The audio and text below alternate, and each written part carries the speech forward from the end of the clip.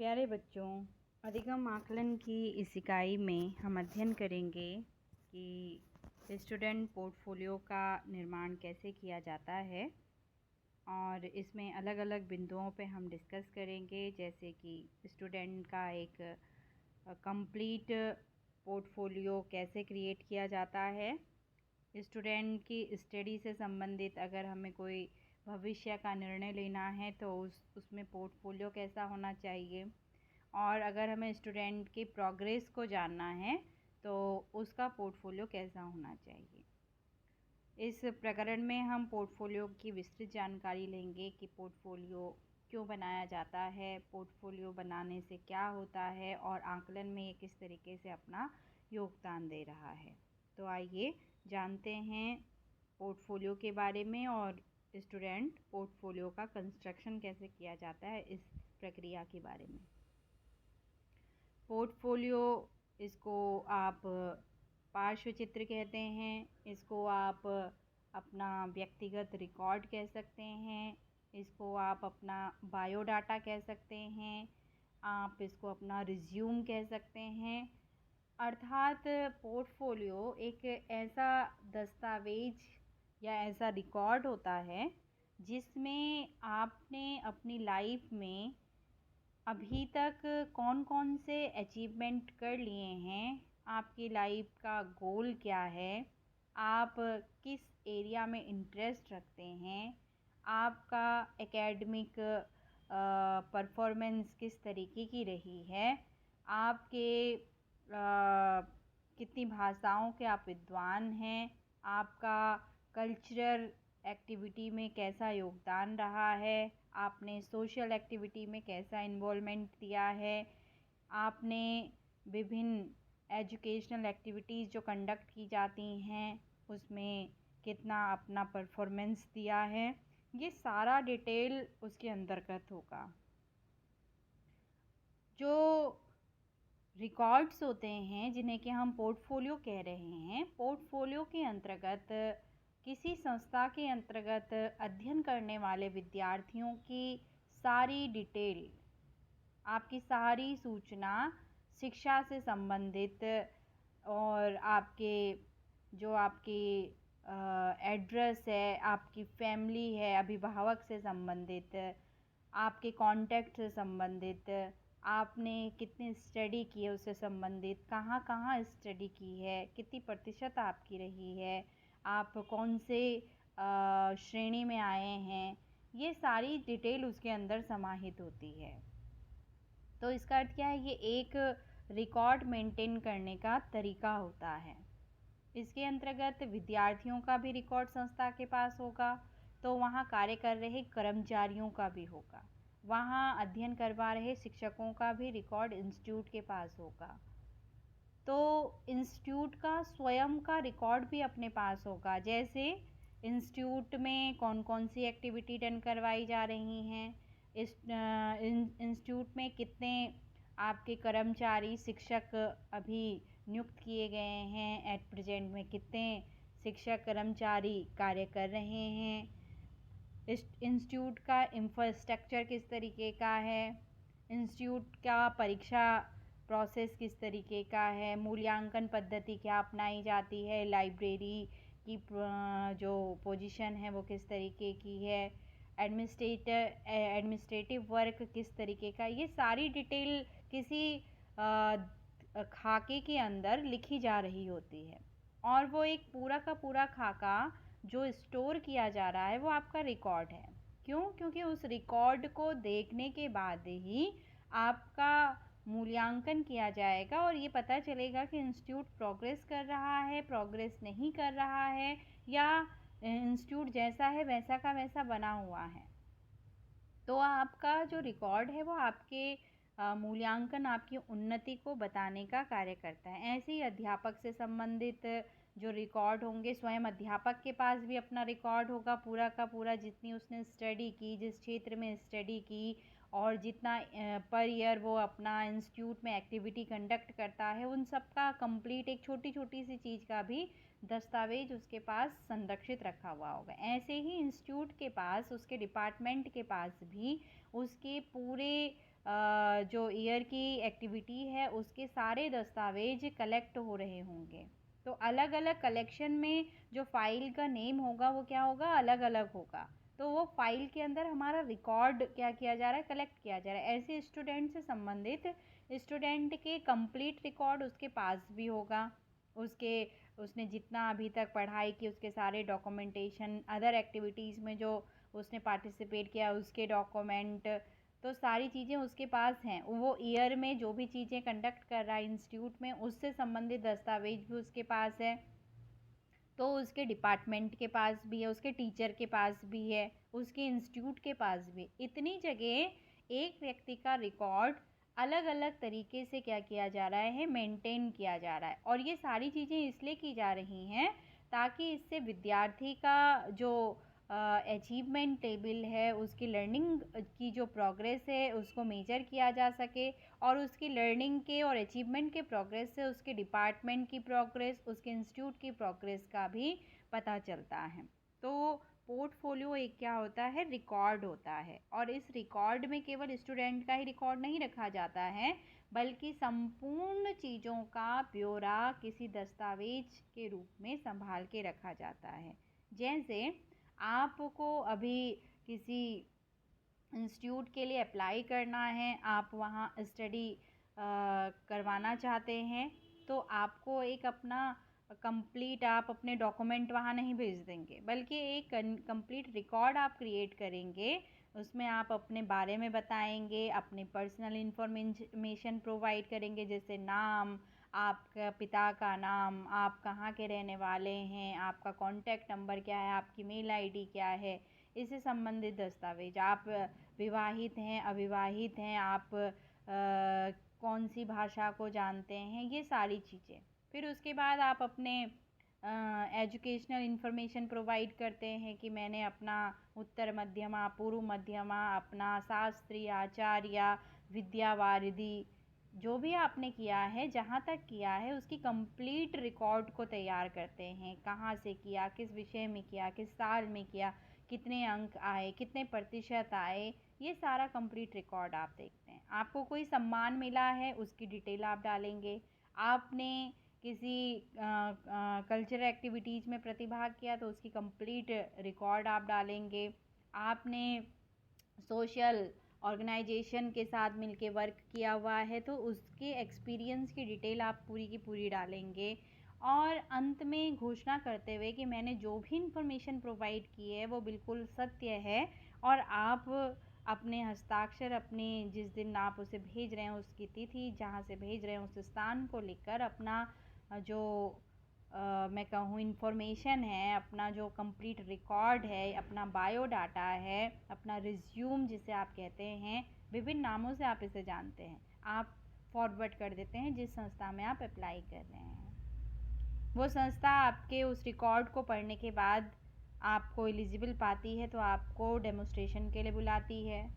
फिर डेमोस्ट्रेशन के दौरान आपने जितनी चीज़ें लिखी हैं, जो सारी चीज़ें आपने बताई हैं कि मैं पॉजिटिव एटीट्यूड्स का हूँ, मुझे इनोवेटिव तरीके से लेक्चर प्रोवाइड करना बहुत अच्छा लगता है, जो आपने लिखा है वो डेमोस्ट्रेशन में दिखना भी चाहिए।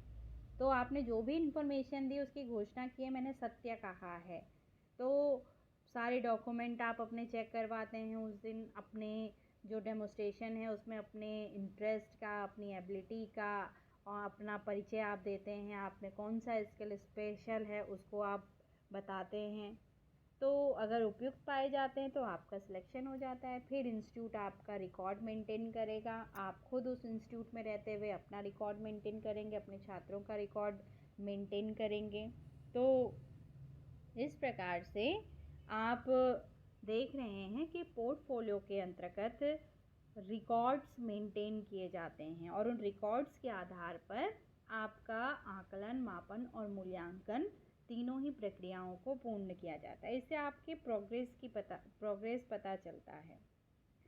जो पोर्टफोलियो है वो किसी उद्देश्य से बनाया जा रहा है, और जिस उद्देश्य से बनाया जा रहा है उसके लिए कोई समयावधि निश्चित होगी कि आप किसी इंस्टीट्यूट के लिए अप्लाई कर रहे हैं तो उस इंस्टीट्यूट ने विज्ञप्ति निकाली है, कुछ तिथि निर्धारित की है, उस तिथि तक आपका जो दस्तावेज है वो वहाँ पहुँच जाना चाहिए, आपका रिकॉर्ड वहाँ पहुँच जाना चाहिए। तो एक पर्टिकुलर टाइम में आपने किस एक्टिविटी को कंडक्ट किया, उन सारे क्रियाओं का संग्रह आप वहाँ करते हैं। जैसे मैंने स्कूलिंग की तो कब कब किस किस ईयर में मैंने स्कूलिंग की, 10th कब किया, 12th कब किया। मैंने कॉलेज में पढ़ा तो कॉलेज में हमने यूजी पीजी कब किया। मैंने और हायर स्टडी की तो पीएचडी एमफिल कब हमने किया है। तो इसका डिटेल आप कंप्लीट देते हैं उसमें क्रमबद्ध तरीके से। और उसके दौरान उन वर्ड्स में आपने और अदर एक्टिविटी क्या की हैं, उन सब चीज़ों का डिटेल आप प्रोवाइड करते हैं। इसके द्वारा स्टूडेंट के प्रोग्रेस को बहुत अच्छी तरीके से जाना जा सकता है। आपने स्टूडेंट का पर्सनल प्रोफाइल बना रखा है अपने कार्यालय में, टीचर के पास उसका पर्सनल प्रोफाइल क्रिएट हो रहा है, स्टूडेंट स्वयं का पर्सनल प्रोफाइल मेंटेन कर रहा है, और जो इंस्टीट्यूट है वो भी अपना पर्सनल प्रोफाइल मेंटेन कर रहा है। तो एक तो आपका हो गया हार्ड कॉपी में और एक हो गया सॉफ्ट कॉपी में। वर्तमान में पोर्टफोलियो सॉफ्ट वे में भी बनाए जाते हैं। जैसे आप इंस्टीट्यूट के बारे में जानकारी चाहते हैं तो इंस्टीट्यूट ने वेबसाइट क्रिएट की होगी, वेबसाइट में उन्होंने अलग अलग कॉलम क्रिएट किए होंगे, उस कॉलम की स्टडी क्लिक करेंगे और वहाँ के बारे में, जिस चीज़ के बारे में आप जानना चाहते हैं उस सेक्शन में जाके क्लिक करेंगे और स्टडी करेंगे। तो वो क्या है, मैं कहूँ डिजिटल प्रोफाइल उसको कहा जा सकता है। ऐसे ही आपका है, आपने अपना जीमेल में अकाउंट क्रिएट किया हुआ है, आपने जो जो आप डिजिटल प्लेटफॉर्म यूज़ कर रहे हैं वहाँ भी तो आप अपना पहले जर्नल जो आपका है इंफॉर्मेशन है उसको प्रोवाइड करते हैं, किस उद्देश्य से उस चीज़ को उसमें इन्वॉल्व हो रहे हैं उसको आप बताते हैं। तो वो आपकी इन्फॉर्मेशन कंप्लीट क्या हो जाती है, वहाँ से मिलती है। और फिर जो आप अपने डेली रूटीन की पर एक्टिविटी का, चाहे वीडियो है, चाहे फ़ोटो है, चाहे थॉट्स है, जो भी आप वहाँ अपलोड कर रहे हैं तो वो अपलोडिंग आपके बारे में बताने का कार्य कर रही है। तो डिजिटल प्लेटफॉर्म में भी हम क्या होने लगे हैं, अपने रिकॉर्ड्स को मेंटेन करने लगे हैं। तो ये आपके प्रोग्रेस को बताने का कार्य करती हैं। साथ ही साथ जब भी पोर्टफोलियो मेंटेन किए जाते हैं तो इससे आप एक एक बच्चे का इंडिविजुअल तरीके से क्या कर सकते हैं, एवोल्यूशन कर सकते हैं, मूल्यांकन कर सकते हैं। क्योंकि कोई भी चीज़ छुपी हुई नहीं है। आपने जब एडमिशन लिया तो कार्यालय ने आपसे कहा आप फिजिकल फिट हैं, इसका सर्टिफिकेट प्रोवाइड कीजिए। आपने दूसरे इंस्टीट्यूट से आए हैं तो माइग्रेशन प्रोवाइड कीजिए। आपने यूजी पीजी किया है तो सर्टिफिकेट दस्तावेज प्रोवाइड कीजिए। आप उत्तराखंड के रहने वाले हैं तो अपना यहाँ का डोमिसाइल प्रोवाइड कीजिए। आप ओबीसी में आ रहे हैं तो ओबीसी का सर्टिफिकेट प्रोवाइड कीजिए, अपना आधार कार्ड।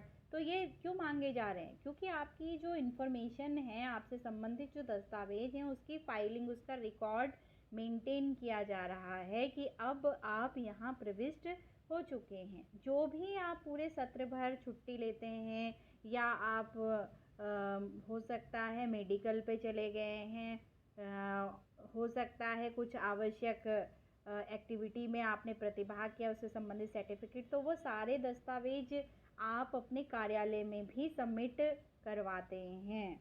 और अगर आप नहीं करते हैं तो आवश्यक रूप से अपने पोर्टफोलियो के अंदर इसे कलेक्ट करना चाहिए। क्योंकि वो पोर्टफोलियो केवल 2 वर्ड्स के लिए नहीं बना हुआ है। उस पोर्टफोलियो के माध्यम से प्रत्येक संस्था के पास अपनी एक प्लेसमेंट सेल होती है, अपनी एक एलुमनाई सेल होती है।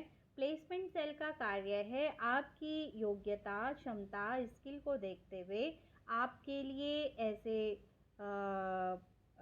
मैं कहूँ वातावरण या ऐसे अवसर प्रदान करना जिससे कि आप शीघ्र अपनी योग्यता के अनुसार रोजगार को प्राप्त कर सके। इसीलिए विश्वविद्यालय की प्लेसमेंट सेल में आवश्यक रूप से अपने को पंजीकृत करवाना चाहिए। वैसे ही आपका एलुमनाई सेल है। एलुमनाई सेल के पास अगर आपने अपने दस्तावेज अपने कार्यालय में व्यवस्थित रूप से आप कलेक्ट करने पे लगे हुए हैं, उनको सबमिट कर रहे हैं, तो आप का जो दस्तावेज है, एलुमनाई सेल को भी इन्फॉर्मेशन होती है कि हमारे इतने विद्यार्थी अच्छे स्थान पर नियुक्त हो चुके हैं, इतने विद्यार्थियों ने अपने और एजुकेशन को बढ़ाने के लिए और हायर में स्टडी की है। आप जो भी चरित्र प्रमाण पत्र लेते हैं या आपने अध्ययनरत प्रमाण पत्र लिया, तो वो सीधे कहाँ जा रहा है, आपके पोर्टफोलियो के अंदर उसको लगाया जाता है। या जो भी कार्यालय का दस्तावेज का कार्य होगा, जिससे आपकी पर्सनल फाइल जब खोली जाए तो आपके बारे में जानकारी मिल सके, उसकी कंप्लीट इन्फॉर्मेशन किसी रजिस्टर में मेंटेन करके क्या की जाती है, रखी जाती है। तो इन्फॉर्मेशन इस तरीके से आपके लिए क्या करता है, प्रोग्रेस का कार्य भी करता है, आपको प्रोग्रेस के मार्ग भी देना प्रारंभ कर देता है। पोर्टफोलियो के माध्यम से अध्यापक के द्वारा छात्र की उन गतिविधियों के बारे में भी जाना जाता है जो कि वह क्लास से बाहर कर रहा है। आप नेशनल इंटरनेशनल वे में सलाह का प्रतियोगिता में चले गए हैं, आपने कहीं काव्य प्रतियोगिता में प्रतिभाग किया, आपने कहीं सम्मेलन, कॉन्फ्रेंसेस, वर्कशॉप अटेंड की है, तो वो सारे जो प्रमाण पत्र ला के आप लगा रहे हो, अपने रिकॉर्ड में मेंटेन करवा रहे हो, तो वो आपकी उस एक्टिविटी को भी अध्यापक के सामने बता रही है जो आप कक्षा के बाहर संपादित कर रहे हो। और उस एक्टिविटी में आप कितना अच्छा परफॉर्मेंस दे रहे हो, बच्चा कितना एक्टिव रहता है, इसकी जानकारी भी अध्यापक को प्राप्त हो रही होती है। इसमें आपके द्वारा जो आपने पर डे बहुत स्पेशल वर्क किया है, कुछ ऐसा कार्य किया है अपने व्यक्तिगत पोर्टफोलियो में, जैसे आप देखते हैं आजकल आप फेसबुक, यूट्यूब, इंस्टाग्राम यूज करते हैं, तो आप प्रत्येक डे का कुछ ना कुछ उसमें अपलोड करते रहते हैं। व्हाट्सएप यूज करते हैं तो कुछ ना कुछ स्टेटस में आप क्या करते हैं, अपलोड करते हैं। आप उसके अंदर अपनी फाइल्स को अपलोड करते हैं। तो आपके दैनिक जीवन में क्या चल रहा है, आपके एजुकेशनल फील्ड में क्या चल रहा है, उसकी जानकारी भी पोर्टफोलियो के माध्यम से ही पता चल पाती है। आप जो विद्यार्थियों का पोर्टफोलियो क्रिएट करवाते हैं या करते हैं, तो इसके माध्यम से विद्यार्थियों को उनके कार्य के बारे में बताने के लिए और अच्छा प्रदर्शन करने के लिए उनको क्या कर सकते हैं, प्रेरित कर सकते हैं। आपने क्या क्या अच्छा किया है, आप क्या कर रहे हैं, ये जानकारी भी पोर्टफोलियो प्रोवाइड करता है। साथ ही साथ पोर्टफोलियो के माध्यम से कि यह भी जाना जाता है कि पूरे वर्ष में बच्चे ने क्या कार्य किया है, पूरे वर्ष भर में किन किन एक्टिविटी में वो इन्वॉल्व रहा है। और इसके द्वारा चूँकि हर बच्चे का अपना अपना एक रिकॉर्ड होता है, तो उस रिकॉर्ड के माध्यम से अगर कुछ स्पेशल हमको जानना है तो हमें पूरा एक मैं कहूँ समस्या नहीं उत्पन्न होगी, क्योंकि अलग से फाइल बनी हुई है, तो हम सीधे फाइल के पास जाएंगे, उसे ओपन करेंगे और उसमें विद्यार्थी की एक्टिविटी जो कलेक्ट इन्फॉर्मेशन है उसको देख सकते हैं। साथ ही साथ जैसे जैसे आपका सेशन आगे बढ़ता है, आपके एकेडमिक फील्ड में आप आगे बढ़ते जाते हैं, तो आपके पोर्टफोलियो का क्राइटेरिया भी क्या होता जाता है, बढ़ता चला जाता है। क्योंकि आपकी एक एक जो अचीवमेंट है, आपका एक एक जो प्रोग्रेस का वे है, वो सारा उसके अंदर क्या हो रहा है, कलेक्ट हो रहा है।